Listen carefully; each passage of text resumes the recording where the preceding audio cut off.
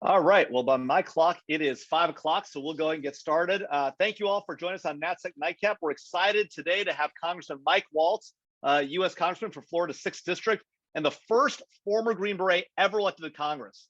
Congressman Waltz has served over 24 years in the Army. He's presently serving the National Guard. As a Green Beret, Congressman Waltz served worldwide as a decorated Special Forces officer with multiple combat tours in Afghanistan, the Middle East, and Africa. For his actions in combat, Congressman Waltz was awarded 4 Bronze Stars, 2 with Valor.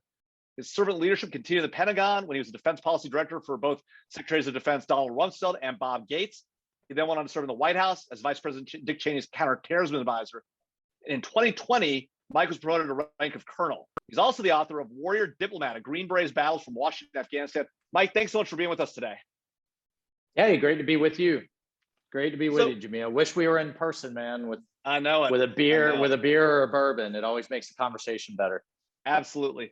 Well, so look, I say we jump right in. Some of the hottest news happening right now, and perhaps the most troubling news, is the decision by the president to withdraw from Afghanistan. He's made clear that we'll be leaving Afghanistan. 2 presidents have said that before, President Obama and President Trump. But it appears that President Biden is committed to it, and he's actually set a final date, September 11th, 2021, the 20th anniversary, ironically enough, of the 9/11 attacks. What are you hearing up on the Hill? How are people reacting? How are people in the district reacting to this decision by the president? Yeah, well, first let's just start with this date. Surrender by date or withdrawal by date, however you want to term it. I think is really sadly tone deaf. This could be it could go fine. I don't find that likely. The Afghan government and army could stand on its feet and continue to fight the fight against extremism. It very well could be a Saigon moment. But regardless, to kind of cloud and dilute that anniversary and that date for the families, I found really, again, tone deaf and disappointing. I just had literally just an hour ago had coffee with a Gold Star spouse who lost her husband in Afghanistan, and not just from her, but a number. I've been very active in Gold Star legislation to take care of those families, right. And they're pretty upset themselves. So set that aside. I think at the end of the day, sadly, and I told Secretary Blinken, Austin, Avril Haines, and General Milley this in a session we just had a few days ago. I fear that this is replaying the horror movie that the withdrawal from Iraq and ISIS storming across the Middle East, Europe, and inspiring attacks in the United States. However, Jamil, I think this is why it's going to be worse. If you just take a look at the map, when we had to go back into Iraq, we did so with a friendly government in place, and we had basing options. You have Israel, you have Turkey, you have the Gulf states, you have Kurdistan. In Afghanistan, you have Russia, China, Pakistan, and Iran. We have no other options. The other piece that it really is nonsensical to me. So set aside the counterterrorism piece, Al-Qaeda coming back, having to fight our way back in. Set that aside for a moment. One of the main justifications is we need to shift to great power competition. China, Russia, Iran, North Korea, which I know we're going to talk about tonight. Yeah. Well, again, look at the map. Bagram Air Base in Afghanistan, the only country in the world where we actually have an air base bordering China, but also on the southern flank of Russia and eastern flank of Iran. So why we would just give that territory away for nothing, that we have fought with so much blood and treasure, and the government wants us to stay, really is astounding to me. And I've been consistent across administrations. This isn't a partisan thing. I've told President Trump this personally as well. That small force there conducting counterterrorism and training the Afghan security forces is our insurance policy. We need to fight forward. I want to play offense, not defense. But we'll see how this goes over the next couple of months. Yeah. Look, I mean, a lot of things to talk about in what you just said there. But let's talk about China and its role in Afghanistan. It seems to me that if we leave Afghanistan now, there's clearly be a vacuum, right? The Taliban first will come into that vacuum. It strikes me that China, Russia are very likely to step into that opportunity, leaving these bases available to them. We've seen what can happen in the past. Does this make sense from that perspective alone? Do you see it that way? Also, do you see China coming in and potentially sort of being more influential, right? And B, Yeah. potentially taking advantage of that airbase there that we have at Bagram. Well, I mean, I see the Chinese doing what they're doing in developing countries all over the world, in South America, Central America, Africa. They'll come in literally with bags of cash. They're not constrained by the Foreign Corrupt Practices Act, but they extract such a toll for that debt diplomacy, where Afghanistan ends up giving up its sovereignty. We saw that with the Anyak copper mine, where they promised all kinds of development around the mine. They haven't done anything, but they have the rights to the world's third largest copper reserves for the next 30 years. So we know.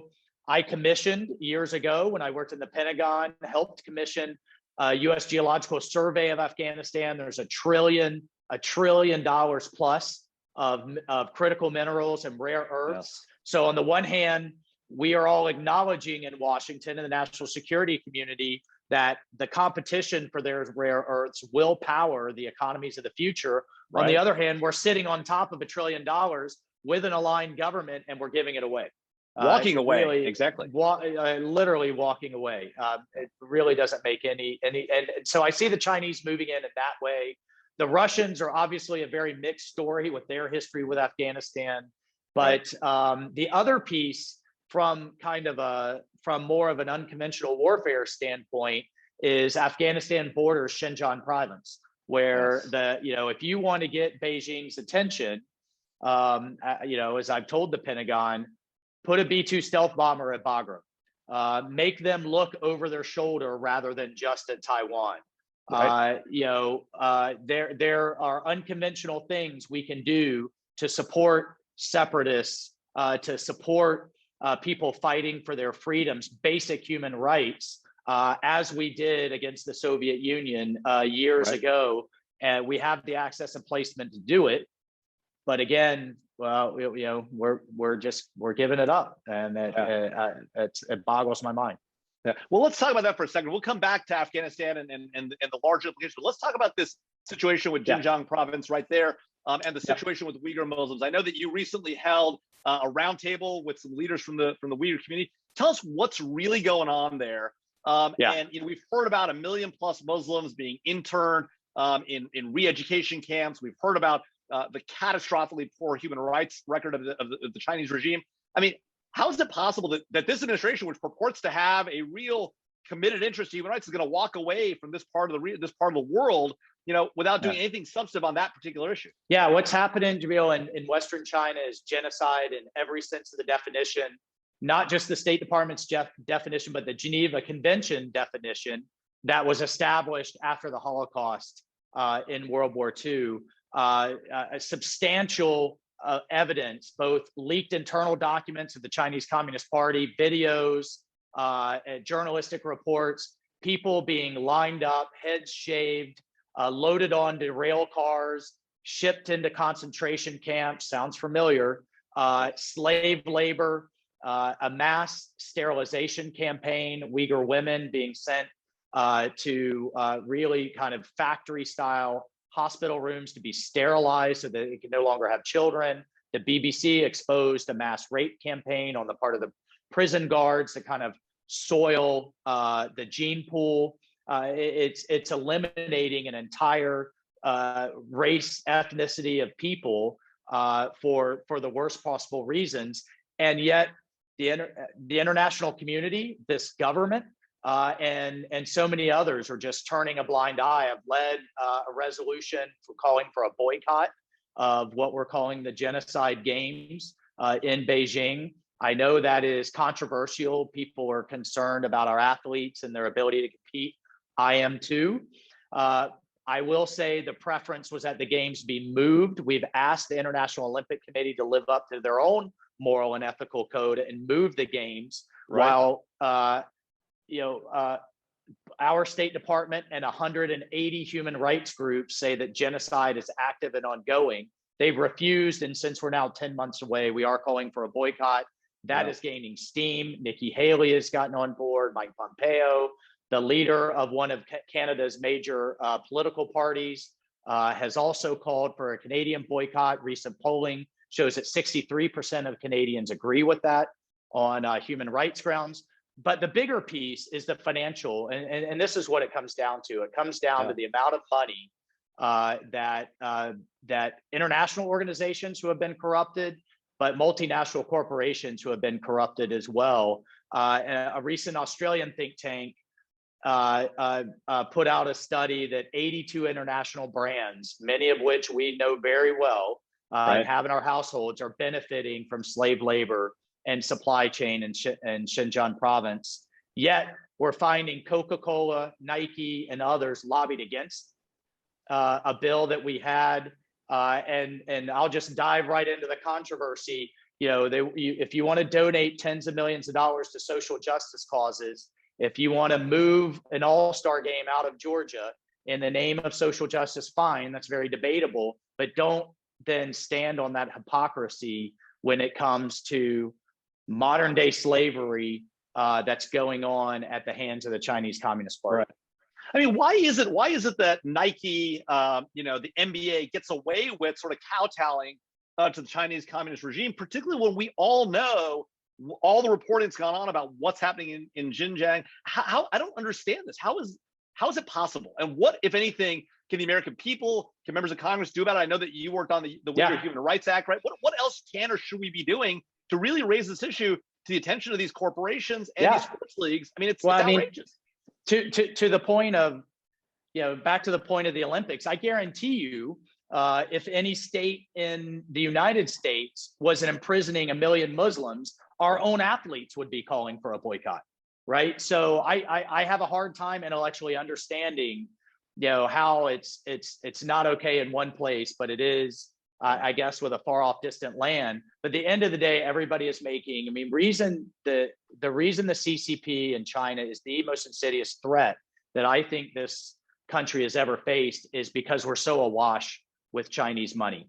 And if you look at what happened with the NBA, when one coach, a general manager in Houston tweeted, "I stand with Hong Kong," basic freedoms.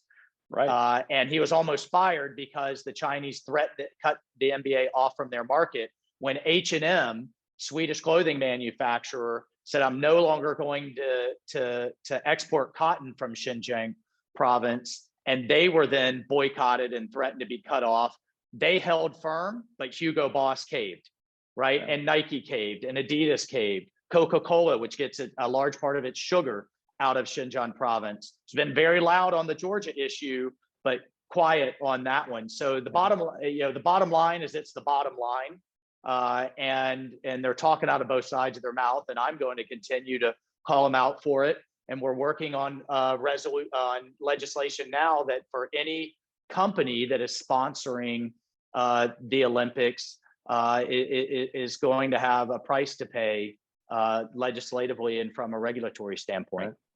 I mean, it really is outrageous that the Europeans are ahead of this. I mean, we are the country that sort of holds itself out as the leading light on human rights, on democracy and the like, and we can't be bothered.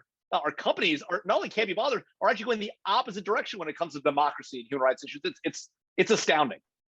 Yeah, no, it really is.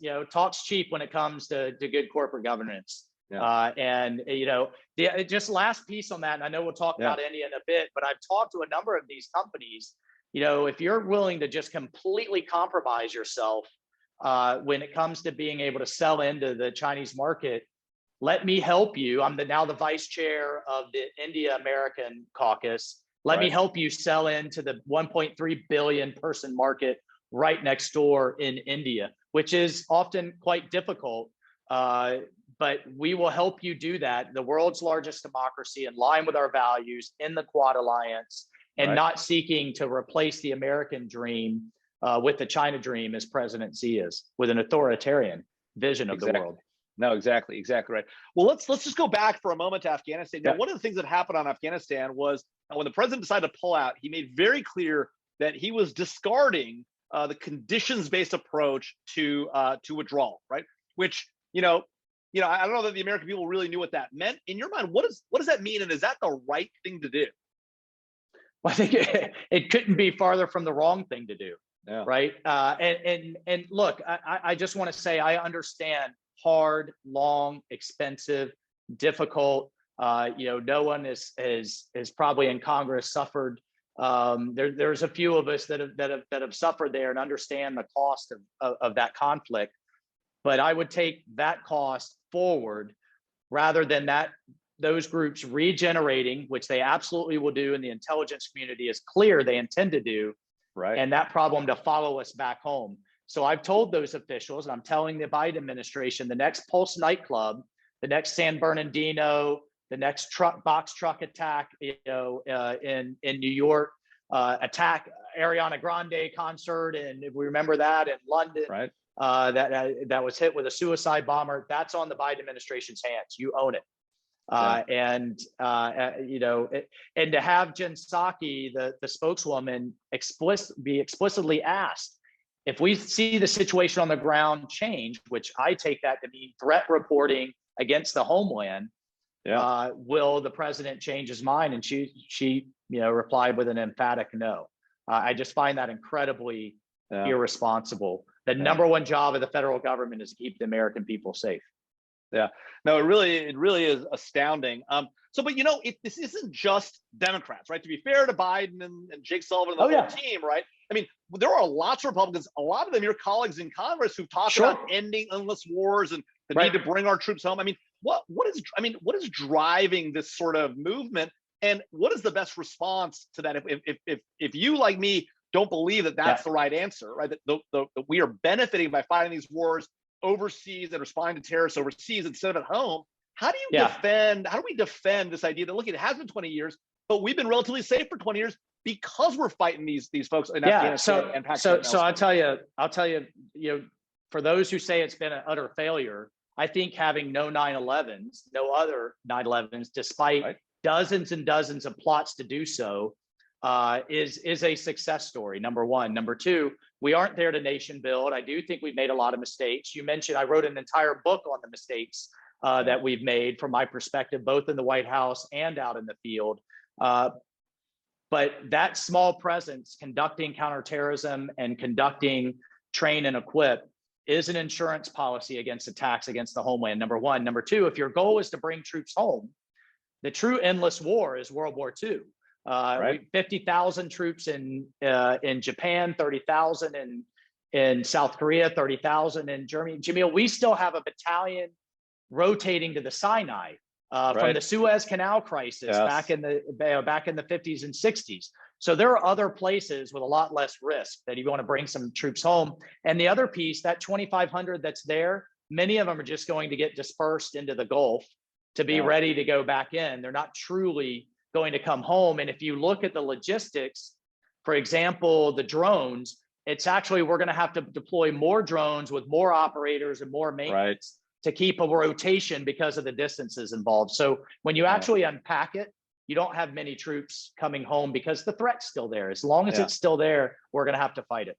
Yeah, and you mentioned this earlier, but there are shades of what happened in Iraq. We precipitously withdrew there, and within a couple of years, we were right back in because we didn't have an option. ISIS had established a territorial caliphate. We know the Taliban are waiting in the wings. The very people who hosted Osama bin Laden on 9/11 are about to come back into power, and we know it's not like ISIS or Al Qaeda have disappeared off the face of the earth or have given up their conflict with us. They are very much interested in targeting Americans and our allies in our homeland. So, I mean, and I guess we keep coming back to this question of how does this make any sense? And if it doesn't make sense, what happens next? Are we likely to be back in Afghanistan before the end of this administration? I think very likely, yes. It's unclear whether this is going to be kind of a Saigon moment.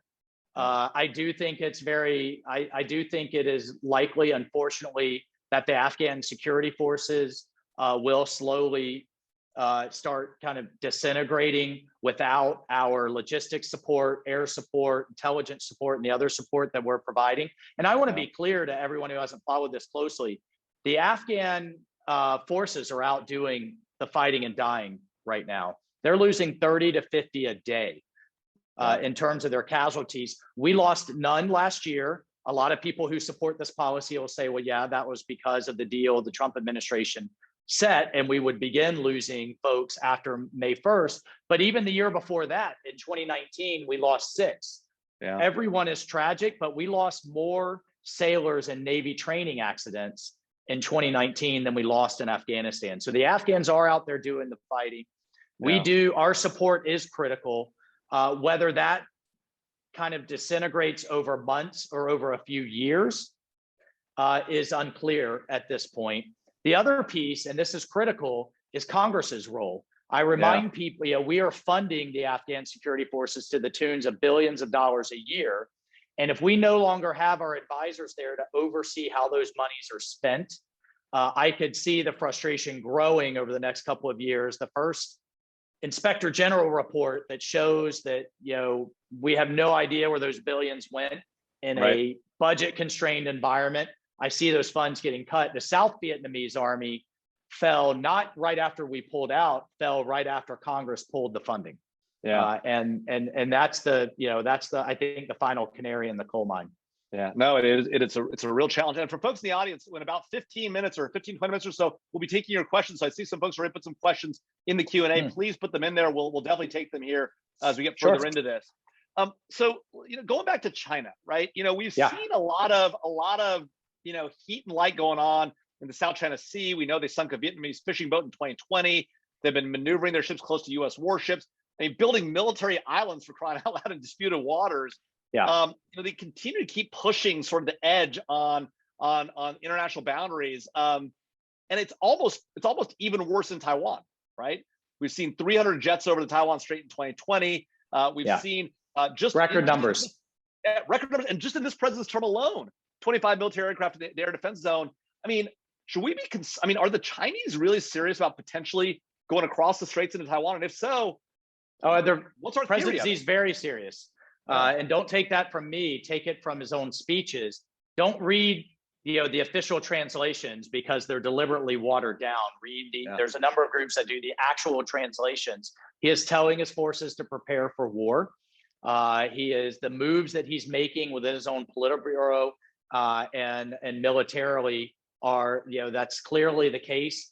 I don't think there's a realization really across the United States yet that the Chinese Navy is now larger than the US Navy by numbers of ships. Qualitatively, they're not quite there yet, but they are moving in that direction. Last year, they built 25 ships. We built 5, right? So they're cranking out a new ship every 6 weeks. They launched more into space last year than the rest of the world combined, including the United States. They just launched their own GPS system, completely independent. They've entered into an agreement with the Russians to put an unmanned and eventually a manned station on the moon. They currently have a satellite circling the moon, which no nation has ever done, and are on track to put their own space station, potentially militarized space station, in low Earth orbit. So we need a real wake-up call in the United States. But if there's one thing that everyone, we've talked about the IP theft, what's going on in our universities, our research centers, they're stealing the way to the top. If there's anything that there's 2 things that I think, what do we do about it? One is cut off the flow of capital. We, the United States, consumer and taxpayer, are funding this beast. Between our trade deficit at the tune of half $500 billion a year, the amount of capital that they're raising on Wall Street, Alibaba and Tencent are the golden jewels there that do not abide by international accounting standards, and we allow them an exception. And I'll just go ahead and say it. Joe Biden, as vice president, signed that memorandum of agreement that allowed them that exception in 2014. And then also the investment that our own companies are making without any regard for the national security implications. That is our money that is funding their military buildup, Belt and Road, their technological investments, and on and on and on. So, where does this play out? Like, for example, we are wrestling right now with a bill. I'm the ranking member of Science and Tech, the Research and Technology Committee. I absolutely want to increase our investments in STEM, in basic research, in the National Science Foundation. The security office in the National Science Foundation is an army of one. It's one woman who is so banging the drums.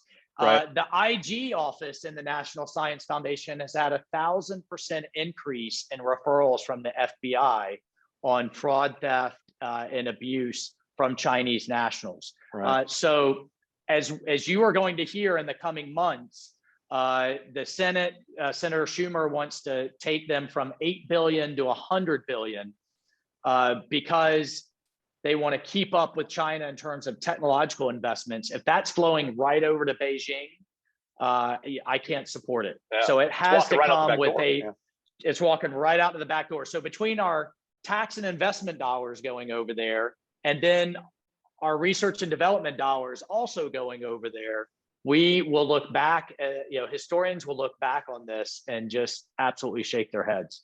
Right. No, I mean, my boss and one of our NSF board members, General Keith Alexander, back 6 years ago, actually 8 years ago, called it the greatest transfer of wealth in modern human history. This idea somehow that we're going to pour more money into R&D that's going to walk out the back door without securing it seems catastrophically like a bad idea. What can Congress do to really sort of, rein this in? Look, we all support R&D. We need R&D if we're going to do reshoring and onshoring and ally shoring, the kind of things that'll push back on China. But we got to protect that intellectual property. So look, I mean, I'm pounding away on it. Disclosure from the research. I mean, they hand out just that foundation. We're not even talking NIH or the Defense Department or what have you. Just the National Science Foundation, 40,000 grants, 12,000 awardees. There needs to be full disclosure, which isn't currently the case. They need to provide, if they have entered into any types of foreign contracts, their security office needs to actually see those contracts. We need to hold these research institutions and academia accountable and liable, not just the researchers themselves. And I think once we get those pieces in place, NASA is doing a much better job. The Department of Energy is doing a much better job. But there's still either kind of a willful, there's either a naivete or a willful ignorance or a little bit of both. But again, much like the conversation we just had with the corporations, these Chinese researchers pay full freight, full tuition. Right. The amount of illegal money, and I say illegal because, whether it's Harvard, UPenn, or others are supposed to disclose it to the Department of Education, and they're not. The billions pouring in through foundations, through research institutions, and through the researchers themselves. We are drunk on Chinese money, and that is causing everybody to either wittingly or unwittingly turn a blind eye. That's what we're fighting against. You mentioned earlier this point about rare earth metals and critical minerals in Afghanistan, right? We've seen the Chinese exploit their control over rare earth metals just as recently as a few years ago with Japan. And we've also seen what happens when our supply chains depend, like PPE and pharmaceuticals, on the Chinese system. How is it possible that coming out of the COVID-19 pandemic, we aren't figuring out how to ensure that we're getting those domestically or from allies and be able to process those? One of the big issues, as we know, with processing is our environmental regulations that are strangling our ability to process. How do we get out of that box? I know Congress has done some work on it. Semiconductors. What about our rare earth minerals and critical minerals? I wish you had a Democrat on here with me, because I keep asking them that same question, right? Yeah. Particularly the ones on armed services that are seeing the intelligence, seeing the briefs. We just had a briefing today. Anybody who's watching, who's a gun enthusiast, knows that ammunition has gone from like 10 cents a bullet to over $2 a bullet. It is through the roof. Part of that, frankly, and I won't dive into this on this forum, is some of the domestic issues that we're having. But a big part of it is the raw chemicals and materials we no longer can produce here in the United States. And in fact, the Chinese have withheld multiple shipments of, we get the chemical right, antimonium sulfide, which is needed for the primers and ammunition. It's causing such a problem with the Defense Department being able to buy and be able to produce ammunition that they're about to invoke the Defense Production Act, because the Chinese, for reasons unknown, but one can suspect, are withholding those shipments over to the United States. Our Defense Department literally can't make enough ammo right now. So they're going to invoke the Defense Production Act to force that domestically. What do we do about it?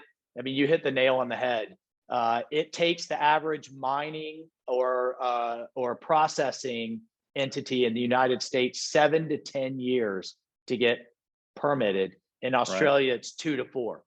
Yeah. So first things first, let's get those dependencies out of our greatest adversary and out of China. If they're in Malaysia, If they're in Australia, I would prefer they be onshore. Heck, I'd prefer they be in Northeast Florida in my district.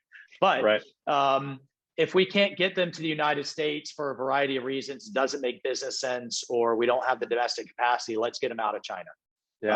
Another thing that we discovered is the Defense Logistics Agency that purchases our pharmaceuticals for our military, kind of important, has to buy FDA approved products. The FDA doesn't have the authority to determine where the active pharmaceuticals, the basic ingredients, come from. So that's another one that we're working on. Or if you look at Buy America, Jamil, multiple court rulings have determined that Buy America can be final assembly. You just put that final bolt on, not where the raw materials come from. So we're looking to better define that in legislation. But this is why it needs to be a bipartisan issue, and we need a wake-up call. And we had a China task force last year, but only Republicans were on it. Speaker Pelosi pulled the Democrats the day before we were due to launch. And frankly, that had to do a lot with election year politics with President Trump, and that's really unfortunate. Well, it does feel like that maybe on the supply chain issue, there's some opportunity. There are Republicans and Democrats coming together. You're a member of the supply chain task force. Talk to us about what's going on with the supply chain task force, the work it's doing, and where you see that effort going, hopefully on a bipartisan basis in Congress. In fairness to my colleagues on armed services and to the Democrats on armed services, they are engaged in this issue. Alyssa Slotkin, representative from Michigan, is leading that. We have a number of other Democrats that are on. But my constant request of them is help us with the environmental regulations, help us with some of these other issues, because within their own caucus, and to really take the message home that this is truly a national security issue. And to your point, COVID was a wake-up call that a mask or a glove or a gown that we can't get access to as a country can very quickly become critical to our way of life. Number one. Number two, what is the task force's work is ongoing. One is just being able to fully identify and map out the problem. The Defense Department is doing better work, but when they have over 200,000 vendors, just the magnitude of it is incredibly difficult. And each situation is completely unique. For example, the material that we use to patch up runways isn't readily used in the commercial world. So they have to stockpile that. Or some of these rare earths, the Defense Department is maybe 1 or 2% of the market. It's a critical 1 or 2%. So they're looking at stockpiling. There isn't a natural market here in the United States. So each of the problems is a little bit different. But at the end of the day, the Chinese, as a matter of their national security, are deliberately cornering the market in some of these areas. Lithium, another issue where we could talk about a green economy. We cannot have a green economy without batteries, can't have batteries without lithium and graphite. And we are looking at incentives to bring that manufacturing back home. The Defense Department buys a lot of them. So we think that can be a kind of a natural kickstart and catalyst to some of these, some not, but some of these areas we think it can be. That makes a lot of sense. I see we have 16 questions in the chat, so I want to get to those here in just a minute. Trying to get to faster answers.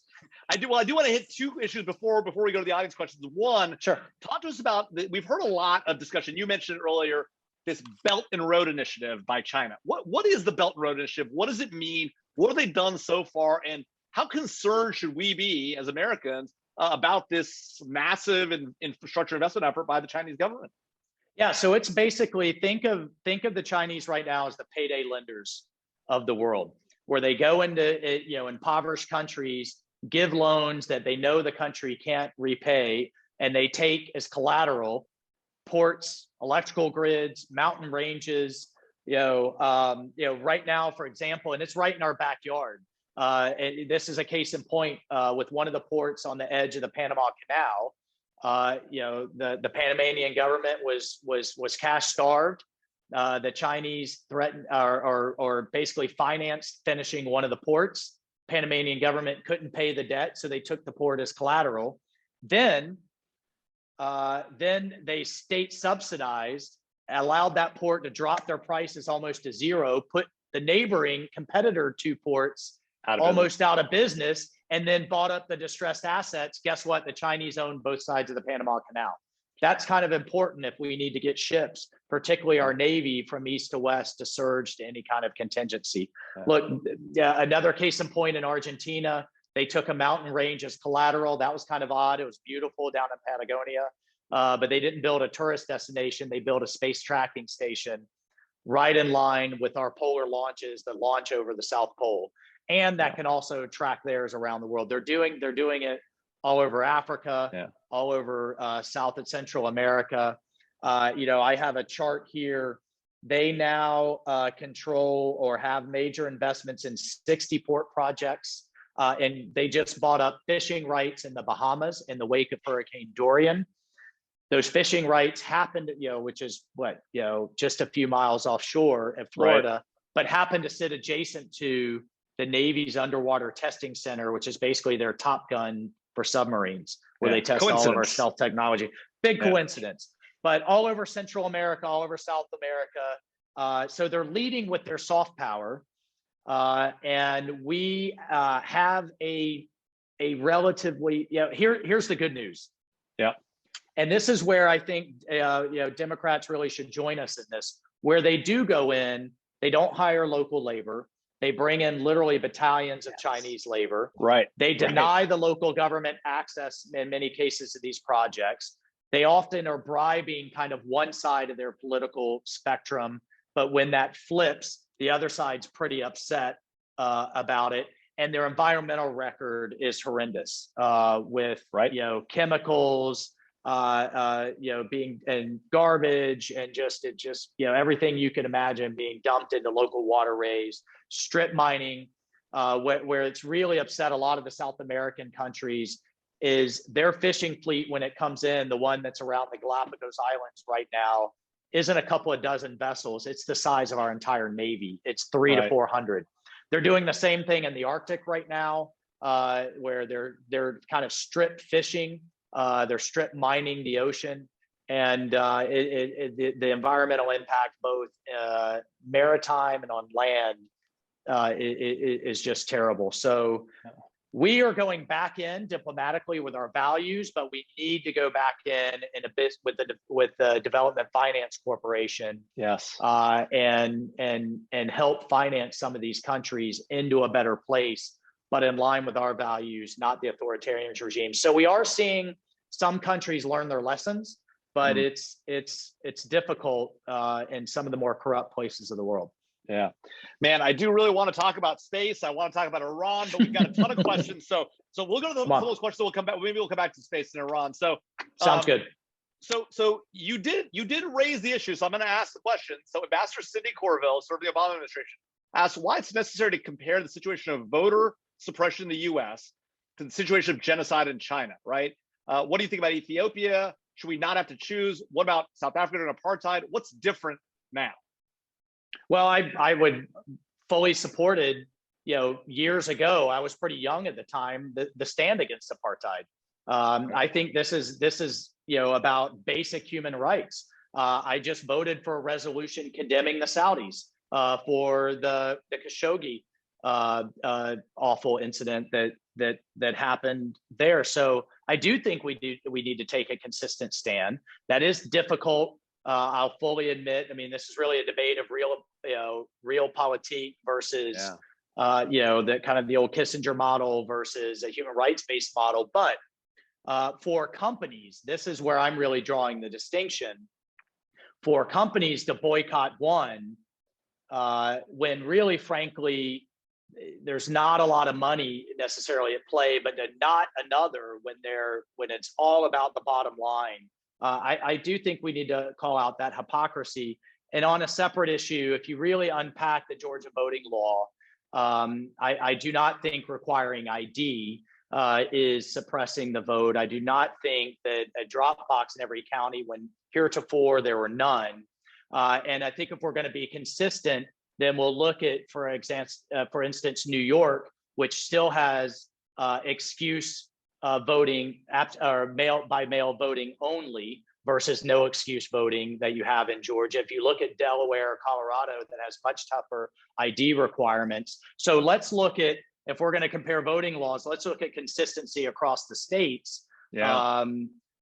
But I think we have to call out, I just don't think in anywhere approaches mass concentration camps, slave labor, sterilization and forced abortions of women, and a mass rape campaign that the BBC very credibly exposed and was kicked out of the country. So I just think we need to be consistent there. Yeah. So I did want to ask about space. So we've got a question in the audience from Steve McCain at Canada Gates. He wants to talk about Space Force and talks about sort of the expanded use of commercial services, space launch, obviously, you know, from Florida, remote sensing, ISR. Do you think the Biden administration will provide the needed funds to the U.S. Air Force and Space Force to effectively counter what we've now heard is a very real growing threat in space by China and Russia to our national security assets in both LEO and GEO? Well, the top line budget that they sent over was a cut if you account for inflation. So we haven't seen the breakdown within of the president's proposal. I certainly hope so. I'll tell you, in war games, in every war game that I've seen, the first shots are fired in space and cyberspace. The difference with the 1950s and 60s and now is our entire modern economy is dependent on the constellation that's up there. You know, from agriculture to real-time logistics to finance, it is, and certainly our military and force projection capabilities are totally dependent. The Chinese know it, the Russians know it, and they have developed the capability, without going into detail and on this forum, but they have developed the capability to take it down. One of the things that I'm pushing on the Pentagon is we need to establish deterrence.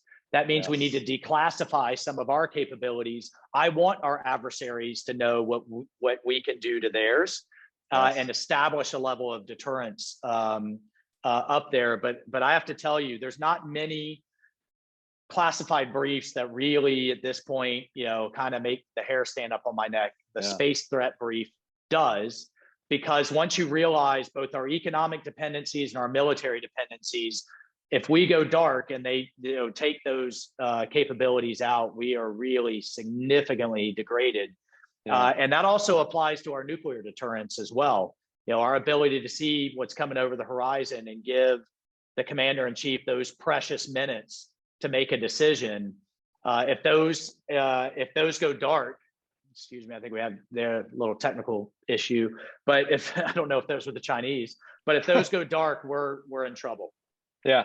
Well, one of the things, just to follow up on that, we talk about deterrence, and it's absolutely critical that we declassify some of our capabilities so we can talk about what we would do, but we also have to be willing to actually use those capabilities and do so in a public way. We've now seen over a decade of presidents, Republicans and Democrats, who, except on occasion, right, and President Trump's decision about Qasem Soleimani, President Obama's decision with respect to Osama bin Laden, are exceptions. As a general matter, we've been reticent to set red lines and enforce them. I mean, the Obama whiff on Syria is infamous, and all of our enemies are watching that. How can we effectively ensure deterrence if we have demonstrated over and over again that we're ready to walk away from conflicts and not prepared to defend our red lines?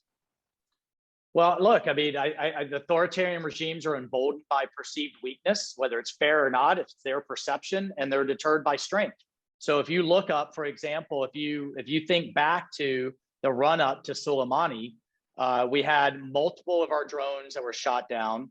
We had international shipping being attacked. You had a brazen and sophisticated cruise missile attack on Saudi Aramco, one of the largest refineries in the world. Americans killed on rockets on our bases, and our embassy stormed. Right? I actually was very public in saying President Trump was too restrained. I think if he had acted sooner, then maybe that behavior would have stopped sooner. Right. But they took action in a very limited, targeted way. Soleimani in Iraq, not Iran, where we had authorities actively planning and plotting to hit us again, and did so with almost zero collateral damage. And that behavior stopped. I mean, it literally stopped. The Iranians have repeatedly shown that they are deterred by they are deterred by strength, and they are emboldened by weakness. And we're seeing it with the Russians now. They know under the Obama administration, they invaded Crimea, Right. a long sought after goal, the East in Donbass. And what was the response from the United States? We sent the Ukrainians blankets and MREs, quite literally. And for all of the rhetoric, and not to sound overly partisan, because I again was critical of the Trump administration when it came to our Afghan policy, but in Ukraine, that lethal weaponry, I think, is what kept Russia at bay since then. So I think you're absolutely right. We have, we can point to time and time again, all the way back to Lebanon and before. Right. When we have demonstrated weakness. And I think it's just a fundamental disconnect, with the folks that are largely in charge now. President Obama's second inaugural speech said it. If we extend a hand, basically, if we're nice enough, that the rest of the world will follow. I think that actually invites conflict. It's the old Reagan, axiom of peace through strength. Right. No, absolutely. So Steve Danner actually asked the question about Ukraine. He says, first he starts out by saying, go 464 ARBN. He reports that he has supported the 364 in Schweinfurt back in late 80s. Nice. And he wants to talk about the reports that Russian forces are redeploying from the Ukraine border. We saw upwards of 10 to 100,000, right? 100,000 troops in the border region. Some appear to be moving out, but not all of them. How concerned are we about Ukraine, and is NATO really ready to respond if something happens in Ukraine? Yeah, incredibly concerned. I think that was both the test of NATO and the administration's response, of the Ukrainian response, that was intended to send signals. There are a number of, I think, very positive things that Kiev is doing right now that we've asked them to do for a long time, that the Russians do not like, But we're still kind of unpacking yesterday's announcement and the withdrawal. I think that has to do as much for Putin's domestic issues as it has to do with everything. But I do think that was a test run of what we're going to see later this summer and into the fall. Yeah. So we've got about 13 minutes left. So folks, if you've got more questions, I definitely see a lot still in the chat. So I'm going to keep going through those. But let's talk about the situation with China one more time, as we come back to. Sure. William Theuer asked the question about China's investments on the West Coast, the issue of climate, the issue of gunpowder, and Chinese loans to the United States. How concerned are we about Chinese investment in the United States, and sort of the fact that we are in some ways in debt in a significant way to China, whether it's through purchase of U.S. Treasury assets or other commercial loans? Yeah, so no, I mean that's a great point, and that's why this is such an insidious threat. And again, I want to be clear. I have zero issue, none, with the Chinese people, Chinese culture, long and storied and amazing history and contributions to the world. This is with the CCP, and actually largely with Xi, with Xi himself. And his vision, who is actively talking about replacing the American dream with the Chinese dream, has accelerated. But from the march across the South China Sea to what they're doing on the border with India, the move into Hong Kong, the leaked documents from the CCP in terms of take the gloves off when it comes to the Uyghurs, the ongoing suppression of Tibet and Christian Falun Gong and other minorities. I mean, one of the things that I want everyone to understand, there is a racial and ethnic element to Xi's vision on the Han Chinese. It has disturbing resemblances to the Aryan rhetoric that you saw coming out of Nazi Germany, that this is not the century of China, the century of the Han Chinese. And one thing to understand, that China is stitched together, but between the techno surveillance that they are now able to kind of overlay across not just China, but the world, with the giving away of surveillance equipment, ZTE, Huawei, and others, and the data collection that they're able to do, is incredibly disturbing. You ask about the West Coast. one incident that we really weighed in on was the merger and acquisition, was the buying of our fertility clinic in California. Fortunately, it raised some flags that the money behind the group buying this fertility clinic was Chinese government backed. Long story short, they wanted the data. And they wanted the actual, they wanted the actual raw materials, the embryos. This clinic was right next to Coronado and was providing military discounts to military members. Good on them. Thank you very much. Many are deployed all over the world and start their families very late, but that meant their data was tagged for the discount. So they knew exactly the DNA of who was going to where, and then shift that over to COVID. Again, you can look it up. It's not from kind of right-wing elements within China. It was actually the head of military medicine and the head of their National Defense University was publishing gene crisping and other types of biological warfare for ethnic cleansing, or to be able to build into their military campaign. So you play that forward, they were able to take out an aircraft carrier in the Theodore Roosevelt by accident, probably with the coronavirus.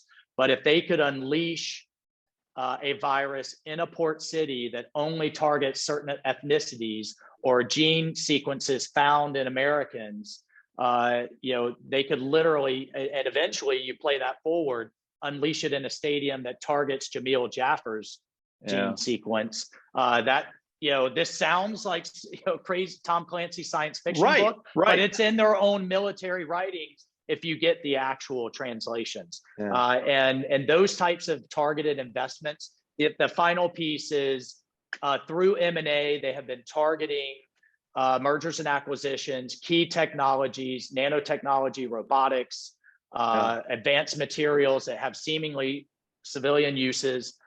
Our CFIUS process, which catches this dual use technology, is overwhelmed, underfunded. We're looking to address that, but I'm looking to address it in the contractual relationship on the front end.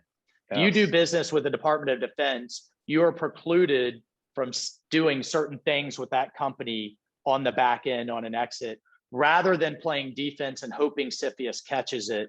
We need to make it very clear to the private equity community on the front end what they can and can't do. So those are just a couple of things that I'm trying to do through the next round of NDAA. So I think that makes a lot of sense. And but part of the challenge here, you pointed out the efforts on Wall Street and the efforts in Congress to sort of address financing of Chinese companies and the public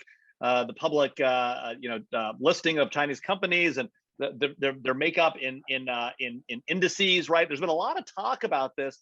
Right, but it seems like a pretty tough nut to crack given our sort of fairly open economy. How do we address that particular issue? JP Morgan, that is a great issue, and we are not of all the same mind, even amongst Republicans. There's kind of the laissez-faire, right? Best return for shareholders. Look, I built a business I'm very proud of before I ran for office, but only to a point when it comes to our national security. So, for example, I led an effort with others last year to stop the thrift savings program, which is the government's retirement program and the military's 401k, from investing its $700 billion in assets through the Beijing stock market. So we were on the verge of having a situation where Navy sailors were sending their paycheck home to be invested in the 401k that was then going to invest into Bohai shipyards that just launched 2 stealthy ballistic missile submarines, but that was a huge fight. 22 state pensions, including Florida, including California, are also investing into the market. So we need a real wake up. JP Morgan and Goldman Sachs just released literature of how to make more money in Hong Kong. As the Chinese Communist Party are literally ripping people out of their homes because they waved American flag or recited the Declaration of Independence in protest. One of the things kind of from a concrete standpoint that I'm looking to do when the Defense Department puts out bids is to prioritize domestic sourcing when they do their evaluation for bid award, to move that up the chain. And we have to define that appropriately, what constitutes domestic sourcing, so that we are incentivizing. I want to incentivize, not regulate. So we are incentivizing companies to bring those chains back home, and we're incentivizing domestic investment. You look at Central America, if we were doing through the new NAFTA deal, through the USMCA, if we had our textile industry there instead of in Eastern China, perhaps we would have fewer migrants coming across our border, right? I mean, all of this is interlinked, and I'm doing the best we can with the only bill that seems to move through Congress these days, and that's the defense bill. NDAA, yeah.